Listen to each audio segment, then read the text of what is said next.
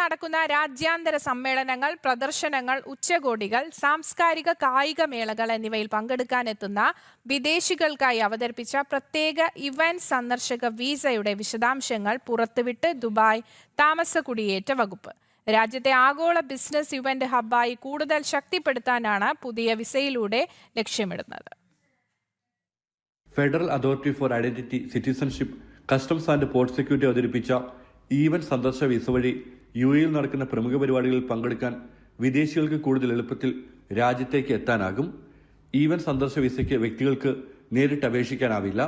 പരിപാടി സംഘടിപ്പിക്കുന്ന സർക്കാർ സ്ഥാപനങ്ങളോ അംഗീകൃത സ്വകാര്യ സ്ഥാപനങ്ങളോ ആയിരിക്കും അപേക്ഷ സമർപ്പിക്കുകയും വിസ നടപടികൾ പൂർത്തിയാക്കുകയും ചെയ്യുക.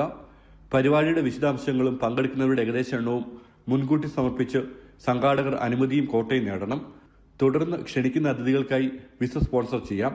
പരിപാടിയുടെ സ്വഭാവവും ദൈർഘ്യവും വ്യക്തമാക്കുന്ന സാക്ഷ്യപത്രം ഉൾപ്പെടെയുള്ള രേഖകളും അപേക്ഷയോടൊപ്പം സമർപ്പിക്കണം.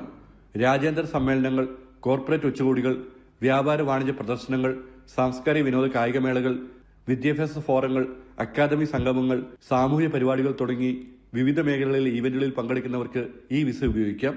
30 ദിവസം, 60 ദിവസം കാലാവധിയുള്ള വിസകൾ ലഭ്യമാകും. സിംഗിൾ എൻട്രി, മൾട്ടിപ്പിൾ എൻട്രി എന്നീ 2 ഓപ്ഷനുകളും തിരഞ്ഞെടുക്കാം. ആവശ്യമായാൽ വിസ പുതുക്കുകയോ കാലാവധി നീട്ടുകയോ ചെയ്യാമെങ്കിലും ആകെ താമസ കാലാവധി 120 ദിവസത്തിൽ കവിയാൻ പാടില്ല. രാജ്യാന്തര പങ്കാളിത്തം വർദ്ധിപ്പിക്കാനും യുഎഇയുടെ ആഗോള ഈവന്റ് കേന്ദ്രമെന്ന സ്ഥാനം കൂടുതൽ ശക്തിപ്പെടുത്താനുമാണ് പുതിയ വിസ സംവിധാനം ലക്ഷ്യമിടുന്നത്. ജനം, ദുബായ്.